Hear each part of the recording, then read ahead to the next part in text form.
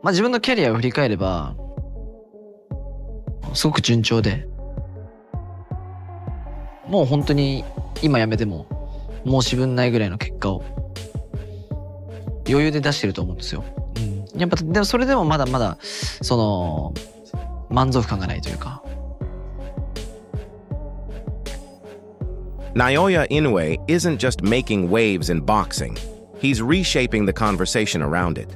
His path is now set directly toward Murodjon Akhmadaliev. From the moment seasoned professionals watch him, even skeptics quickly find themselves impressed. At this stage, Inoue appears nearly unstoppable. His meteoric rise has the boxing world buzzing with anticipation, offering a glimpse of just how explosive a showdown with Akhmadaliev could be. How are the spirits for that fight? Obviously, it's another. Spirits are great. The spirits are great because this is the fight that MJ has been asking for a while, and he's very motivated. He's very positive about it, and we see a big opportunity, and we're gonna take advantage of it. I mean, MJ has a lot more tools than Cardenas. He has power, skill, experience. Remember, he's an Olympian. And he's been in tougher fights than at a higher level than Ramon Cardenas. And it just means that they're different styles, right? Ramon is more Fajador, more Mexican style. MJ is just more of a more box. elusive. You know, he has more footwork. He's great. You know, he's great with his footwork, and hopefully, he sort of smothers Inoue a little bit and maybe frustrate him. Trainer Joel Diaz shared his thoughts on the upcoming clash between Naoya Inoue and Murodjon Akhmadaliev, noting that MJ enters the fight with confidence after pursuing this matchup for some time. Diaz described Akhmadaliev as a complete fighter, bringing more variety than many of Inoue's previous opponents. With an Olympic pedigree, high-level experience, and a balance of power and skill, Akhmadaliev presents a unique challenge. Unlike the traditional pressure-first Mexican approach, Diaz pointed out that MJ relies on movement and precise footwork. Those tools, he believes, could disrupt Inoue's rhythm and open opportunities, giving Akhmadaliev a genuine chance to push the champion. Hey, look up this young fighter called the Monster. You ever hear Monster? No. Japanese fighter called Monster. This Monster. Crazy dude. The mean son of a bitch. Oh yeah, you'll see this bad motherfucker. He don't look like much. He's better than Manny Pacquiao. Manny Pacquiao was doing like that. Just as good. He looks like a fucking pop star. Oh, wait till he get on these motherfuckers. The most efficient hunting machine in all of boxing. He's vicious. That's a badass guy he beat too. Broke him down. Ooh. 118? Yeah, who the hell fights in that fucking division? Bantamweights. Yeah, but who? Some bad motherfuckers. Yeah, some killers. Coach Joel Diaz may have a point. After all, he previously guided Timothy Bradley to victory over Manny Pacquiao, a fighter whose style Mike Tyson has compared to Naoya Inoue. Tyson has gone even further in his praise, describing Inoue as more than just an elite boxer, but something truly extraordinary. In his view, the sport should keep a close eye on the monster, whose relentless, punishing style operates on a level few fighters in the world can reach. Let's get a question from Sean Zattel. Manny, have you had a chance to do you watch Naoya Inoue, and what do you think of him, and do you see any similarities between yourself and him? Inoue, I'm proud of him. He's from Japan in Asia, in our place. So his style is like when I was young, like 15, like when I was 115, 122, 118.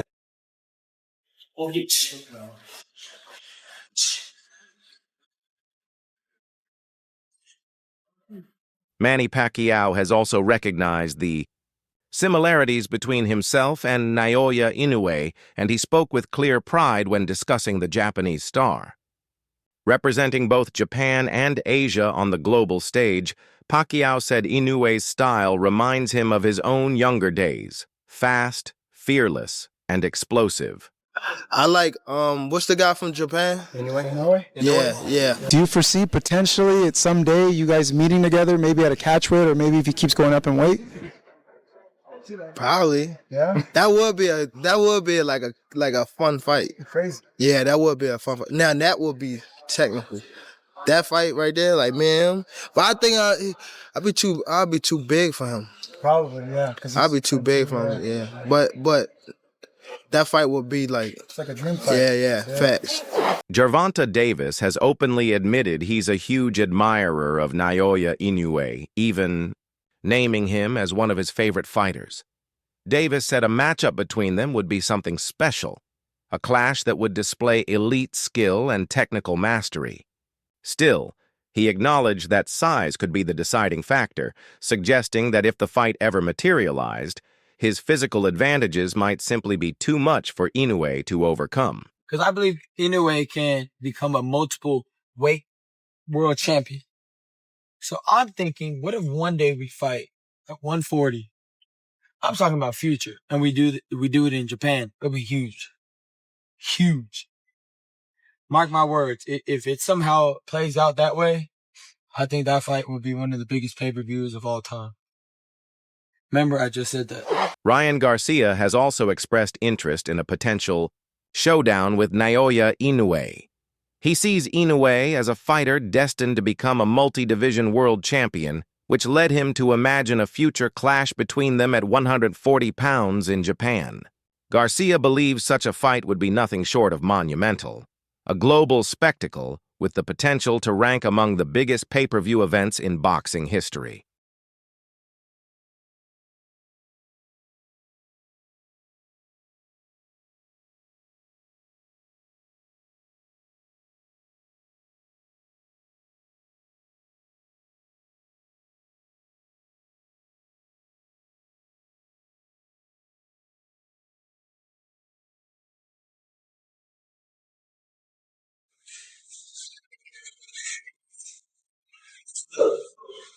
I said, good. Hey, bro.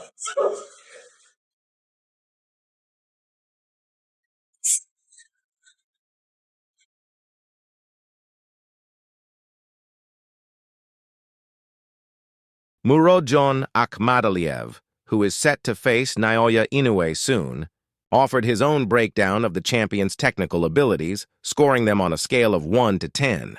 He gave the highest marks to Inoue's jab and footwork, emphasizing how sharp and effective they are. According to Akhmadaliev, Inoue's movement in sparring, combined with the speed and precision of his jab, often looks like a blur. But at the same time, there's another tornado brewing over there in the name of Inoue. He just won. That is a bad dude. You hear me? Say what you want. I know he way over there in Japan or whatever he is, but that is a bad dude. You understand me? They don't give him the credit because we don't see him that much. That dude right there, I think that dude really is pound for pound number one. He just don't have the competition at that weight class to have that big fight to get it right now. And the United States don't know him because we don't have big fighters in his weight class over here that we know that good. Roy Jones Jr. didn't hold back in his assessment of Naoya Inoue, labeling him nothing less than a badass and arguing that he deserves recognition as the true pound-for-pound king. Jones noted that while American audiences may not see much of Inoue, given that he fights primarily in Japan and in the lighter weight classes, his dominance is impossible to ignore. In Jones's view, the only thing preventing Inoue from receiving universal acclaim is the absence of a blockbuster opponent in his division. Talent-wise, he believes Inoue already sits at the very top of the sport. Is Canelo in your top? You know what? Can you give me your top five? Because, Canelo, he was in the top five regularly the last, I want to say, 5-7 years. But now some people have him, some people don't. Can I get your full top five? Yeah, he's not in my top five anymore. Okay. Top 10 for sure, but not top five. Number one for me is Inoue. Ooh, that's my number one too. Yeah, I think that kid is like he's special. I think that kid is special. Power, speed, angles, precision. Like he has every day. I mean, his defense could get better, but he has the defense. Like his defense is more like distance than actual like high guard or like whatever, but he's more protective when there's things to worry about coming back. The times that I've seen him get caught, like against Louis Neri, it's more so I just don't respect you and I'm coming in so crazy, and he could get hit with a counter shot like in that way, which we saw. But Inoue is special, so I think he's number one. For Naji, there's no room for debate. Naoya Inoue sits firmly at number one. He praised Inoue's rare blend of speed, power, precision, and angles, describing him as the complete package. While acknowledging that Inoue's defense relies more on distance than on a tight guard, Naji explained that the champion typically only gets hit when he's charging forward with little regard for incoming shots, creating rare opportunities for a counter. Even so, he was clear in his verdict. Inoue is something truly special. 井上選手の一日は10キロのロードワークから始まります。走り終えた後、向かったのは自宅の離れ。ここが幼い頃からの練習場です。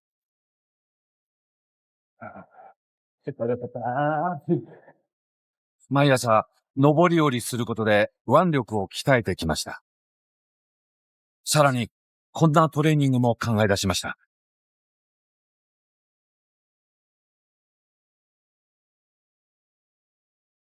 車の重さは2トン。それを50メートル。Those exceptional technical skills may stem from the strict routine Inoue has followed since his youth, one he continues to this day. His regimen begins early, each morning with a demanding 10-kilometer run, followed by a series of strength and skill-focused drills designed to sharpen his technique. This relentless daily commitment ensures his abilities are continuously refined and kept at the highest level. I have one of the commentators, I don't know who the guy was, but the blow-by-blow guy, I had to laugh when he said, oh, hey, this will never work against Inoue. What are you talking about? Why? He's got to throw more punches for you to give him a chance against Inoue? Well, where did you get your boxing diploma from? What school was that? I'd like to know. So he's going to have a better chance, in your estimation, to beat Inoue because he should be throwing a lot more punches. For me, that would go against his chances because then he'd have a better chance of getting caught. I think he's got a better chance to be very competitive in this Inoue because he doesn't throw reckless punches and too many punches where he gives Inoue a lesser chance to catch him as he's throwing those punches. Teddy Atlas, however, isn't overly impressed by Inoue's skill set and believes Akhmadaliev has a legitimate chance, but only if he executes with the right balance. Atlas dismissed the idea, mentioned ringside, that MJ's best strategy would simply be to throw more punches. He even chuckled at the suggestion, arguing that such an approach would be reckless. In his view, letting your hands go wildly against a precision puncher like Inoue doesn't improve your chances. It only creates more openings for him to make you pay. Southpaw, he's very selective with what he throws. And when he throws, it's accurate. It's at the right place, at the right time, in the right position. He's not throwing, like you say, more punches where he might throw from too far away or too many in one spot, where Inoue, who's great at timing guys, would time him in between a fourth punch. Inoue won't have that opportunity because this guy is selective. He is smart. He is calculating. That's what gives him a chance. That's the opposite of what whoever he was. The opposite. That's what gives him a chance for me. Yeah, could he get out of... What makes Akhmadaliev particularly dangerous, according to some observers, is that he doesn't fight recklessly. He avoids throwing unnecessary combinations that could leave him exposed to Inoue's counters. Instead, his strength lies in patience and precision. As a southpaw, he's deliberate with his punches, choosing his moments carefully and capitalizing on openings rather than wasting energy. That discipline, rather than wild aggression, is what could give him a genuine chance against Inoue. Hustled, but in his mind, he won't get out hustled. You know why? Because his control with his legs of range takes care of his defense where you're not landing on him. He's making you miss. And then he's back in position, looking again in a very calculating, very controlled way of placing the punches without being reckless, without giving up defense. When the question came up about whether Akhmadaliev could be outworked, Teddy Atlas quickly dismissed it, at least from MJ's point of view. He explained that Akhmadaliev relies heavily on his legs to control distance, using his footwork as his primary defense. By making opponents miss and then instantly resetting, he positions himself to fire back with precision. The one thing I see a problem with his legs, and I gave him nothing but kudos for his legs. Now I got to give him a little correction. His legs are good, but he goes back too many steps in a row back. He'll go back 2-3 steps in a row. You don't do that. You don't do that. When you go back 2-3 steps in a row, you give a guy like Inoue and he'll pick up on it. Oh my goodness, he'll pick up on it fast. Where he'll follow you. He'll follow you tight. Not follow you loose where you go back and you can counter him coming in, but he'll follow you tight. Whereas you go back 2-3 in a row, you're still in that track, you're still on that path of straight in front of him, he'll catch you. You should go back. Atlas also highlighted a flaw in Akhmadaliev's style. While his footwork is usually strong, he has a tendency to retreat straight back with multiple steps. Against a fighter like Inoue, that can be a costly mistake. Inoue excels at closing the distance quickly, applying constant pressure, and punishing opponents who move in predictable straight lines. In such situations, Atlas warned, Akhmadaliev risks becoming a stationary target. You go back one step, then counter, then go off to the side, then move your head, something. But you can't go back 2 or 3 in a row. With the wrong fighter, you could pay a price, and Inoue would probably be the wrong fighter too. But I see him as giving in, or he can punch. Again, he doesn't waste anything. His defense is good. He's got the amateur background. He's a southpaw. He places punches like a surgeon. That's an interesting fight. Atlas explained that stepping back once isn't an issue, but variety is essential. Whether it's countering, angling off, or slipping punches. Retreating in straight lines over and over, he warned, is a dangerous habit, especially against someone like Inoue, who thrives on exploiting such openings. Even so, Atlas gave Akhmadaliev plenty of credit. He praised MJ's power, sharp defense, deep amateur experience, and tricky southpaw style, even describing his punch placement as surgical. Interesting fight. Look, he broke down Castillo. He broke down a guy with 38 fights, a game Castillo, very game, but he kind of broke him down brick by brick. Just, and that's why it wasn't a scintillating fight the first 3-4 rounds, but he was taking bricks away. And then all of a sudden, the whole freaking foundation collapsed. To me, that's what he did. And when you're taking brick by brick, it's not exciting. It's not. I'm the first one to admit that. But then all of a sudden, when the house falls, that kind of gets your attention. Anyway, that's... Atlas then broke down Akhmadaliev's offensive arsenal, stressing that he carries real fight-changing weapons. He highlighted the crafty right hook, an unusual and often unexpected shot coming from a southpaw, as one of his underrated tools. But MJ's true signature, Atlas explained, is the left hand. He buries it to the body and then snaps it straight, down the middle with precision. That's the punch he's always setting traps to land, and Inoue will know it's coming. Still, Atlas made clear that his respect for Akhmadaliev runs deep, calling him dangerous enough to make this a genuine test. That's what I saw. He does zero in on the left. He'll throw the right hook too. So the real question is this: will the monster continue his reign of destruction and dismantle Akhmadaliev, like he's done to so many before? Or could MJ be the man to finally put the brakes on Inoue's rise and leave him searching for answers? Share your predictions in the comments, and make sure you hit that subscribe button to stay locked in with all the latest fight news and breakdowns.